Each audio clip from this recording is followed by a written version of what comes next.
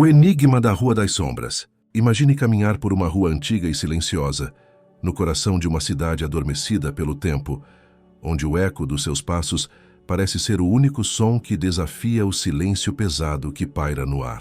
De repente, você sente uma sensação estranha, como se estivesse sendo observado por centenas de olhos invisíveis. Instintivamente, seu olhar é atraído para cima, em direção a uma varanda de um sobrado antigo, cuja arquitetura decadente conta histórias de décadas passadas.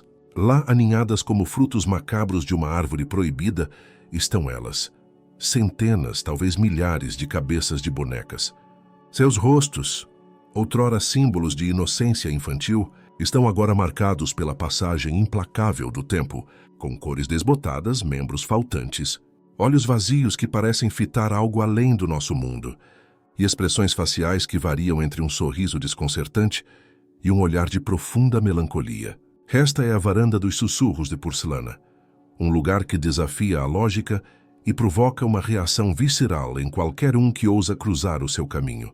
A primeira pergunta que surge na mente de qualquer observador, mesmo antes do medo se instalar completamente, é a mais óbvia e, ao mesmo tempo, a mais complexa. Por quê? O que teria levado alguém a criar uma instalação tão perturbadora e publicamente exibida? A mente humana, sempre ávida por explicações, começa imediatamente a tecer hipóteses, a buscar razões nas sombras do incomum. Seria este o local de algum ritual obscuro? Um ponto de convergência para energias que não compreendemos? Talvez um santuário dedicado a entidades antigas, onde oferendas na forma de brinquedos infantis são apresentadas em troca de favores inomináveis. Ou, quem sabe, a coleção particular de um indivíduo cuja relação com o mundo se dá através da lente do grotesco e do surreal. As teorias mais sombrias naturalmente afloram, alimentadas por nossa cultura pop e por lendas urbanas que nos ensinam a temer o que não podemos decifrar. A imagem de bonecas animadas, possuídas por espíritos ou consciências próprias, é um tropo poderoso no imaginário coletivo. Aqui, no entanto, a realidade parece imitar a ficção de uma maneira profundamente inquietante. A variedade é tão assustadora quanto a quantidade. Bonecas de todas as eras e estilos compartilham o mesmo espaço, criando uma tapeçaria temporal do terror. Há bonecas de porcelana antiquíssimas, com seus rostos pálidos e rachaduras finas que se assemelham a cicatrizes. Bonecas de vinil dos anos 70 e 80, com seus cabelos desbotados pelo sol e roupas em farrapos. E bonecas modernas de plástico, cujos olhos de acrílico ainda mantêm um brilho artificial que contrasta com a sujeira acumulada. Algumas estão completas, sentadas em posições formalmente elegantes, como se tivessem sido congeladas no meio de uma reunião social.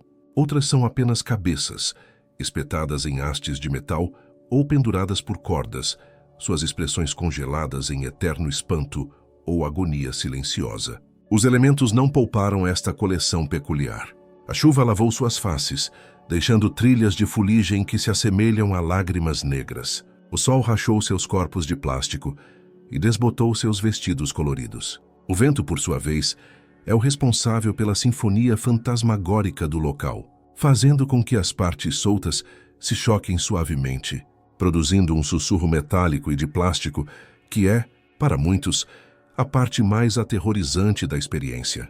É um som baixo, quase imperceptível à distância, mas que preenche o ar com uma presença viva e orgânica, sugerindo que aqueles objetos inanimados estão, de fato, se comunicando em uma língua que só elas entendem. A rua, que poderia ser apenas mais uma via tranquila em um bairro residencial, foi transformada por esta exibição em um palco de inquietação. Moradores relatam evitar o local após o pôr do sol, preferindo dar uma volta maior para chegar em casa. Entretanto, paradoxalmente, a varanda também se tornou um ímã para curiosos caçadores de fantasmas, entusiastas do sobrenatural e turistas em busca de uma experiência fora do comum. Durante o dia, não é raro ver pequenos grupos se aglomerando do outro lado da rua, apontando câmeras e telefones para a varanda, tentando capturar a essência daquele mistério. A dualidade de reações é fascinante. Alguns sentem um medo profundo e genuíno, uma vontade incontrolável de sair correndo. Outros sentem uma atração hipnótica, uma curiosidade mórbida que os impede de desviar o olhar. Esta é a magia e o terror da Varanda dos Sussurros de Porcelana. Ela não é apenas uma coleção de objetos, é um espelho que reflete nossos medos mais profundos e nossa fascinação pelo desconhecido. Ela nos força a confrontar a linha tênue entre a inocência e a corrupção, entre o belo e o macabro, e entre a sanidade e a loucura. E a história por trás de sua criação é tão complexa e multifacetada quanto a própria instalação, uma jornada que começa com a mente visionária de um homem que vê beleza onde a maioria só vê decadência. A mente por trás do espetáculo das sombras, para desvendar o mistério da Varanda dos Sussurros de Porcelana, é preciso mergulhar na mente do seu arquiteto, um homem cuja visão de mundo transformou o comum em extraordinário e o cotidiano em pesadelo. Seu nome é Dante Valenti, um escultor e cenógrafo aposentado, agora com 68 anos, cuja vida sempre foi um palco para o incomum. Dante não é um homem assustador à primeira vista. Pelo contrário, aqueles que conseguem uma rara audiência com ele descrevem-no como uma pessoa de fala mansa, olhos que parecem enxergar detalhes invisíveis para os outros, e uma paixão contagiante pela história contida nos objetos descartados. Sua jornada começou há mais de 3 décadas, não com um plano macabro, mas com um ato de compaixão peculiar. Conta a história, quase uma lenda familiar agora, que tudo começou quando ele encontrou uma boneca abandonada em um terreno baldio. Ela estava suja, com um dos braços quebrados e o vestido rasgado, mas algo em seus olhos de vidro, ainda intactos, falou com ele. Não era uma voz audível, mas uma sensação, um apelo silencioso contra o esquecimento. Dante a recolheu, levou-a para casa, limpou-a e, embora não a tenha restaurado à sua condição original, deu-lhe um lugar de destaque em sua prateleira. Esse primeiro ato foi a semente. A partir daí, Dante começou a ver bonecas abandonadas por toda parte. Em lixeiras, em mercados de pulgas, doadas por amigos que sabiam de seu hobby peculiar. Ele não as via como lixo ou como meros brinquedos quebrados. Para ele, cada uma carregava uma energia única. A memória afetiva de uma criança, a história de uma época. Ele era, em sua própria definição, um arqueólogo de almas infantis, um curador de memórias esquecidas. A transformação de sua varanda em um museu ao ar livre não foi um evento planejado, mas um processo orgânico que se desenrolou ao longo de quase 12 anos. A coleção dentro de sua casa cresceu tanto que transbordou para o espaço exterior. A primeira boneca na varanda foi colocada quase como um experimento, uma forma de ver como a luz natural e os elementos interagiriam com suas musas. O efeito foi instantâneo e profundo. A maneira como a luz do entardecer projetava sombras longas e distorcidas a partir das bonecas, como a chuva escurecia seus rostos de pano, como o vento as fazia balançar em uma dança lenta e fantasmagórica. Tudo isso fascinou Dante. Ele percebeu que, ao expô-las, ele não estava apenas exibindo uma coleção, mas criando uma obra de arte viva e em constante mutação, uma instalação que dialogava diretamente com a cidade e seus habitantes. Seu objetivo declarado nunca foi aterrorizar, mas sim provocar. Em suas próprias palavras, em uma rara entrevista concedida anos atrás, uma cidade adormecida precisa de um choque de despertar. As pessoas caminham como sonâmbulas, olhando para seus pés. Eu queria criar algo que forçasse elas a olharem para cima, a sentirem algo, seja o que for. Raiva, medo, curiosidade, nojo, qualquer coisa é melhor do que a indiferença. A varanda, portanto, é seu grito silencioso contra a apatia urbana. A inspiração para a disposição caótica e poderosa veio de uma fonte inesperada. Um antigo colega que trabalhava como maquinista de teatro itinerante. Este homem, chamado Samuel, tinha o hábito de pendurar pequenas marionetes e amuletos no para-brisa de seu caminhão, acreditando que elas traziam sorte e afastavam a solidão das longas estradas. Dante visitou Samuel uma vez e ficou hipnotizado pelo balé aleatório dessas figuras penduradas, dançando e se entrechocando com o movimento do veículo. Foi um momento de epifania. Ele não queria uma coleção estática. Ele queria um ecossistema, um aglomerado de personalidades congeladas em um diário eterno e sem palavras. E foi exatamente isso que ele criou. O processo de montagem é lento e meticuloso. Cada boneca é estudada. Seu caráter é interpretado por Dante. E então ela é colocada em um local específico para interagir com suas vizinhas. Algumas estão agrupadas como se sussurrassem segredos umas para as outras. Outras estão isoladas, olhando melancolicamente para o horizonte. Algumas parecem escalar as grades da varanda numa tentativa desesperada de escapar. Aos olhos do artista, não é um cenário de horror, mas um retrato da sociedade humana em miniatura, com suas panelinhas, seus solitários, seus líderes e seus rebeldes. E aí, qual é a sua visão sobre a obra de Dante? Você é do time que acha isso uma expressão artística genial e corajosa? Ou acha que é simplesmente perturbador e deveria ser retirado? A sua opinião é a parte mais importante desse quebra-cabeça. Comenta aqui embaixo usando Narro Time Art se você defende a visão artística do Dante ou Narro Time Credo se você teria medo de passar na frente dessa varanda. Vamos ver qual time ganha mais força nos comentários. E claro, se inscreva no canal para fazer parte dessa comunidade que não tem medo de explorar os cantos mais misteriosos do mundo. Cada novo inscrito é uma nova luz para iluminar esses mistérios junto conosco. O eco na comunidade. Fascínio, medo e a linha tênue da normalidade. A existência da varanda dos sussurros de porcelana nunca foi um fenômeno ignorado ou aceito pacificamente pela comunidade que a abriga. Desde os seus primórdios, quando as primeiras dezenas de bonecas começaram a ocupar o gradil de ferro forjado, a instalação de Dante Valente funcionou como um poderoso divisor de águas, um espelho que reflete não apenas os rostos das bonecas, mas também os medos, preconceitos e, em alguns casos, a admiração latente dos moradores do bairro. O impacto social de tal obra é tão complexo e estratificado quanto a própria composição da instalação, criando um microcosmo de reações humanas que vai do devoto fascínio ao repúdio mais visceral.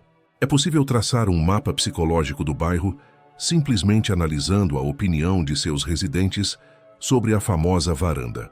De um lado, estão os que veem a obra como uma afronta, uma mancha grotesca na paisagem outrora tranquila e previsível de suas vidas. Para esse grupo, majoritariamente formado por famílias mais tradicionais e idosos que residem no local há décadas, a coleção de Dante não é arte. É um sinal de decadência, um sintoma de uma loucura que teima em se exibir publicamente. O medo aqui muitas vezes se veste de superstição.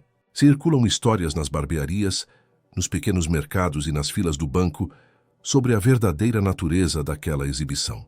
Sussurra-se que Dante não é um mero colecionador, mas um praticante de rituais de magia negra que utiliza as bonecas como recipientes para espíritos atormentados ou como focos para energias negativas. Uma moradora mais velha, que preferiu não se identificar, relatou com seriedade que após o pôr do sol é possível ouvir vozes infantis e choros abafados vindo da direção da varanda.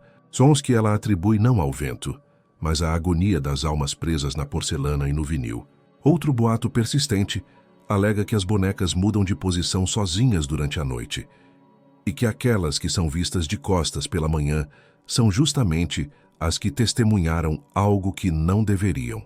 Essas narrativas, embora completamente desprovidas de qualquer evidência factual, ganham vida própria e se alimentam do desconhecido, transformando a residência de Dante em uma espécie de epicentro do sobrenatural local. Essa atmosfera de desconfiança já culminou em ações mais concretas. Houve no passado um movimento organizado por um grupo de vizinhos que circulou um abaixo-assinado, exigindo da prefeitura a remoção daquele antro de assombração sob a alegação de que constituía um transtorno para a ordem pública e uma depreciação do valor imobiliário da região. O peticionamento, no entanto, fracassou. A defesa de Dante, amparada pelo direito de expressão artística e pela falta de qualquer lei que proíba a exibição de bonecas em uma propriedade privada, prevaleceu. O artista, por sua vez, sempre manteve uma postura serena, quase indiferente, perante a oposição. Ele nunca moveu ações judiciais contra os vizinhos ou tentou calar as fofocas, demonstrando uma compreensão quase antropológica do fenômeno que ele mesmo gerou. Ele compreende que o mito e o horror são partes inseparáveis do impacto de sua obra. Do outro lado do espectro, existe uma facção, menor em número, mas fervorosa em seu apoio, que enxerga a varanda como um marco de resistência cultural. Para jovens artistas locais, estudantes universitários e moradores com uma visão de mundo mais alternativa, a Casa de Dante é um ícone, um farol de individualidade em um mar de conformidade arquitetônica e social. Eles veem na coragem de desafiar a estética convencional uma inspiração para suas próprias criações. Uma professora de artes de uma escola municipal, por exemplo, que se identificou apenas como Marina, organiza visitas guiadas ocasionais com seus alunos mais velhos para discutir justamente os limites da arte, o conceito de belo versus perturbador e o uso de materiais reciclados na expressão criativa. Para esses jovens, a varanda não é assustadora, é poderosa. Ela provoca discussões, incita debates e quebra a monotonia visual de seu cotidiano. Além disso, não se pode negar o status de atração turística não oficial que o local adquiriu. Nos fins de semana, é comum ver pequenos grupos de aventureiros urbanos, fotógrafos amadores e curiosos se aglomerando do outro lado da rua, muitos deles tendo viajado de outras cidades, ou mesmo estados, apenas para ver com os próprios olhos a lenda da qual tanto leram online. Eles tiram selfies, filmam vídeos para o TikTok e o Instagram, contribuindo para a mitologia digital do local. Esta dupla natureza, de pesadelo local e de farol para forasteiros, cria uma dinâmica social única. A rua, outrora um canal silencioso entre residências, transformou-se em um palco onde se encena diariamente o conflito entre a tradição e a vanguarda, entre o medo do desconhecido e a sede pelo novo. E no centro de tudo isso, imóvel e observando silenciosamente o espetáculo que ele mesmo criou, está Dante Valenti, o escultor de sombras, cuja obra mais famosa não está em um museu, mas viva e pulsante, gerando reações e emoções intensas sob o céu aberto. A anatomia do inusitado, simbolismo, degradação e a poética do esquecimento.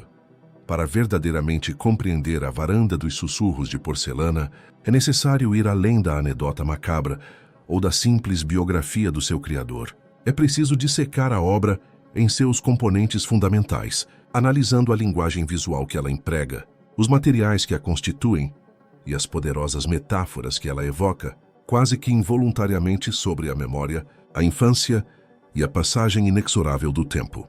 A instalação de Dante Valenti não é estática.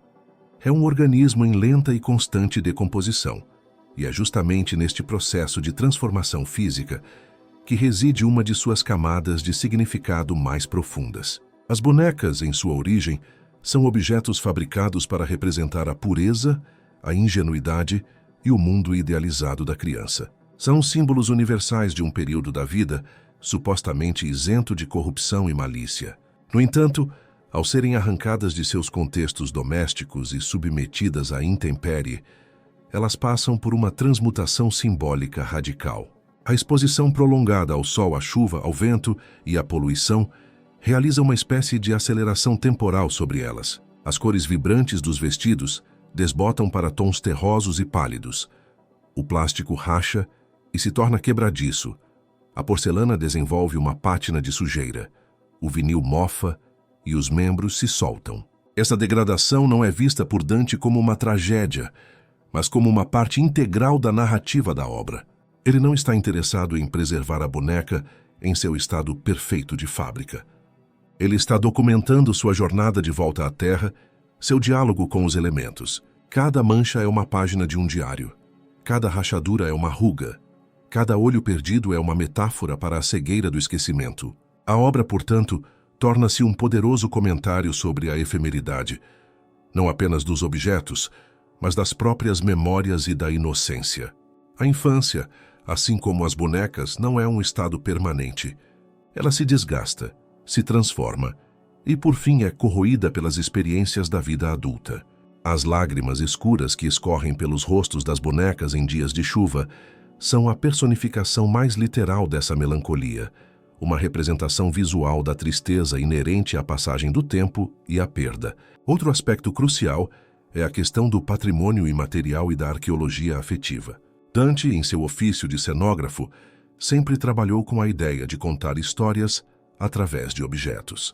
Sua coleção de bonecas é, na essência, um vasto arquivo de histórias pessoais anônimas. Cada uma daquelas bonecas foi, um dia, o centro do universo de uma criança. Ela foi abraçada, embalada, nomeada. Foi confidente de segredos infantis e protagonista de mundos imaginários. Ao resgatá-las do anonimato do lixo ou do abandono, Dante não está apenas coletando coisas. Ele está salvaguardando fragmentos de biografias alheias, ecos de afeto, que de outra forma se perderiam para sempre. A varanda funciona, então, como um museu não convencional, um repositório de memórias descartadas pela sociedade de consumo, que valoriza o novo e descarta o velho com velocidade assustadora. A própria disposição caótica e não hierárquica das peças desafia a curadoria tradicional dos museus. Não há placas explicativas, não há uma ordem cronológica ou por fabricante. Todas as bonecas, independentemente de sua origem, valor de mercado ou estado de conservação, são tratadas com igual importância, unidas pelo destino comum de terem sido salvas por um único homem. Isso confere à instalação uma aura democrática e, de certa forma, melancólica, como um cemitério de brinquedos onde todas as almas repousam lado a lado. A relação da obra com a arquitetura do sobrado também merece análise. A casa em si, muitas vezes descrita como antiga e de fachada decadente, não é um mero suporte para a instalação, é uma extensão dela. A arquitetura residencial tradicional, com sua varanda voltada para a rua, é um símbolo de abertura, de comunicação com a comunidade, um espaço liminar entre o público e o privado. Ao preencher este espaço liminar com seu exército de figuras silenciosas, Dante subverte essa função original. A varanda deixa de ser um local de convívio e passa a ser uma barreira, um statement, uma fachada que é, ao mesmo tempo, um convite e um aviso. Ela borra intencionalmente os limites entre o que é uma residência familiar e o que é uma galeria de arte, entre o espaço íntimo e a exibição pública, forçando o transeunte a confrontar essa ambiguidade. Desta forma, a varanda dos sussurros de porcelana transcende a mera curiosidade ou o susto fácil. Ela se ergue como uma complexa reflexão material sobre o tempo, a memória, a morte da inocência e o valor do que é descartado.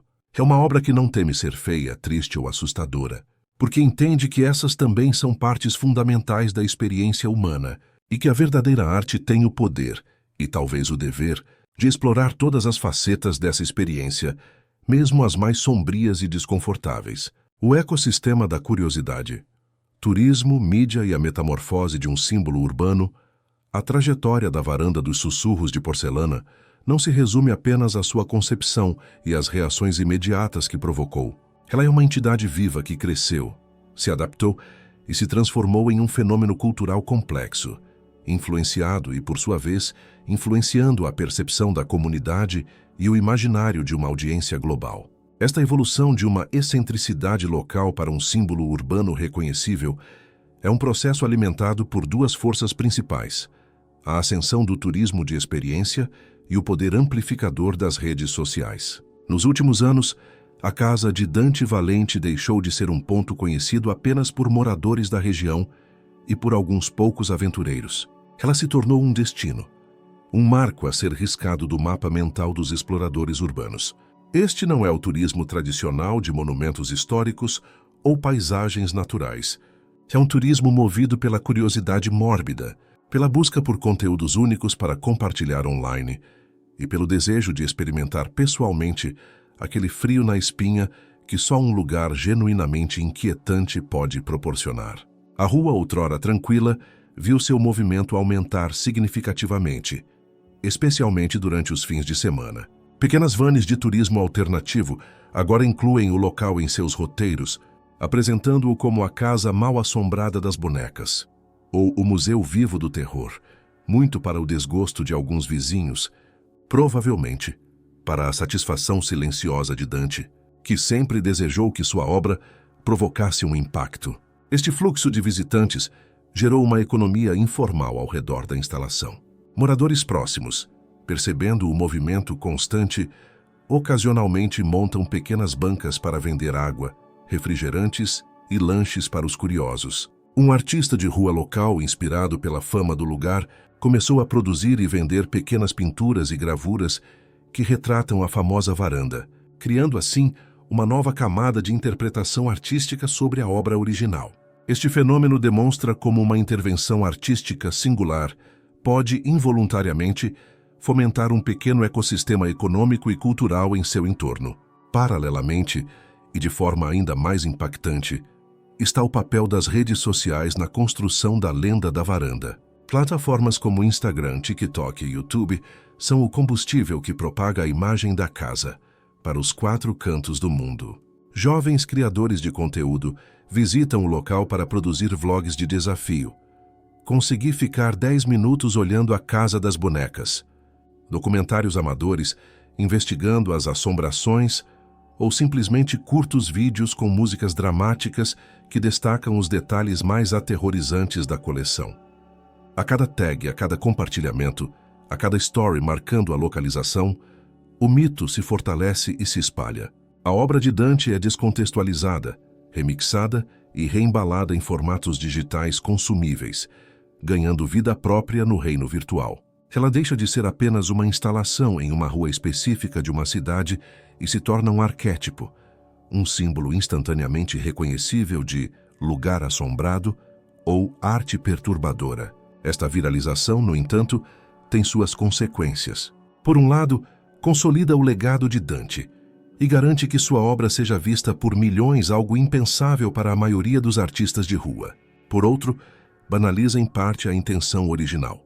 A complexa reflexão sobre o tempo e a memória é muitas vezes reduzida a um jumpscare em um vídeo ou a um fundo estético para uma trend passageira. O próprio Dante, um homem que sempre valorizou seu anonimato e sua privacidade, viu-se no centro de uma atenção indesejada em certa medida. Relatos de turistas mais invasivos, que ultrapassam os limites da propriedade, na ânsia de uma selfie mais impactante, tornaram-se mais frequentes, forçando-o a ser mais rígido em relação aos limites de sua residência. A relação com a mídia tradicional também é ambígua. Enquanto alguns veículos abordam a varanda com uma lente de curiosidade antropológica ou de crítica de arte, outros a tratam como uma mera aberração, um fato bizarro, para preencher um espaço rápido no noticiário. Esta cobertura sensacionalista, por vezes, reforça os estigmas e os medos da comunidade local, aprofundando a fissura entre o artista e seus vizinhos.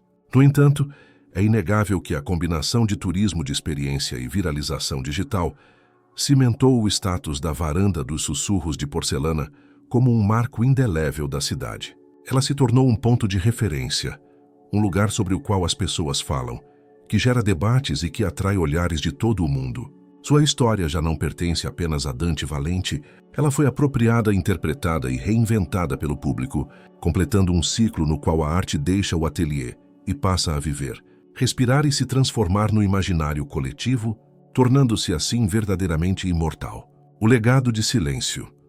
O futuro de uma obra inacabada. O que acontece com uma obra de arte como a Varanda dos Sussurros de Porcelana, quando seu criador já não está mais presente para curá-la? Defendê-la ou simplesmente observá-la?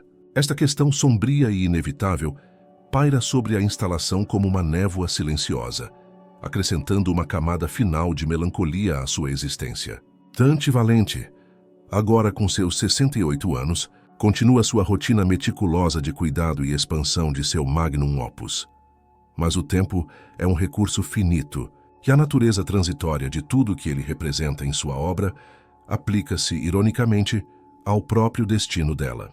O futuro da instalação é o seu maior mistério não resolvido, um enigma que mobiliza desde admiradores distantes até os herdeiros legais do próprio artista. Dante, um homem de poucas palavras em relação a planos terrenos, nunca se pronunciou publicamente sobre o que deverá ser feito de sua criação após seu falecimento. Sabe-se que ele tem uma filha, uma mulher chamada Beatriz que trabalha como designer têxtil e que, embora respeite profundamente a obra do pai, não partilha da mesma obsessão e não manifestou interesse em assumir a pesada responsabilidade de manter a varanda. Em conversas privadas, ela já terá confessado a amigos próximos o seu dilema. Preservar a instalação seria honrar a vida do pai, mas significaria também abraçar uma carga monumental de manutenção, lidar com a constante atenção indesejada e perpetuar um conflito com parte da comunidade. Por outro lado, desmontá-la sentir-se-ia como um acto de traição, o apagamento definitivo de uma vida dedicada a uma visão única. Esta incerteza transforma cada visita à varanda numa experiência carregada de uma certa urgência. O que estamos a ver é efêmero de uma dupla maneira, pela ação dos elementos e pela mortalidade do seu criador. Esta consciência aguça os sentidos, fazendo-nos valorizar cada detalhe, cada arranjo como se fosse a última vez que o poderíamos testemunhar na sua forma autêntica. Paralelamente, surgiram movimentos na esfera cultural local para tentar assegurar a preservação da obra. Um coletivo de artistas urbanos e curadores independentes iniciou uma campanha discreta, ainda não formalizada, para que a prefeitura reconheça a varanda como um patrimônio cultural imaterial da cidade, um ícone da arte não convencional. O argumento é que a instalação, independentemente de ser considerada bela ou perturbadora, é um documento vivo de uma prática artística singular, um marco na paisagem urbana que gerou um rico tecido de narrativas, lendas e reações sociais que merecem ser preservadas para estudo e reflexão futura. No entanto, este caminho é cheio de obstáculos. A oposição de parte significativa da comunidade permanece forte, e a máquina burocrática municipal tende a ser lenta e conservadora, quando se trata de reconhecer formas de arte que fogem radicalmente ao cânone estabelecido. A possibilidade mais provável, e talvez a mais poética, é que a obra simplesmente siga o curso que o seu próprio tema prega, a lenta degradação e o eventual desaparecimento. Sem a mão cuidadora de Dante, as bonecas sucumbiriam completamente aos elementos. As cores desvaneceriam até se tornarem fantasmagóricas, os materiais desintegrar-se-iam, e o que outrora foi um exército de sussurros de porcelana se transformaria em pó, levado pelo vento. A varanda então ficaria vazia, e a sua lenda transformar-se-ia em memória, e a memória em mito. Esta potencial fatalidade, longe de ser um fracasso, poderia ser encarada como a conclusão lógica da própria obra. A varanda dos sussurros de porcelana é, no fundo, um poderoso memento mori. Ela não nos fala apenas da morte da inocência ou das memórias, mas da morte física de todas as coisas. A sua eventual ruína seria a sua declaração final e mais eloquente. Tudo volta à terra, tudo é transformado, e até a mais vívida e perturbadora das expressões humanas está sujeita à lei suprema do tempo. O seu legado, portanto, não estaria necessariamente na preservação física dos objetos, mas no impacto que causou, nas discussões que gerou, nas fotografias, nos vídeos e, mais importante, nas mentes e corações de todos os que, mesmo por um momento, se detiveram naquela rua silenciosa e olharam para cima, confrontando o sublime e aterrorizante espetáculo da existência.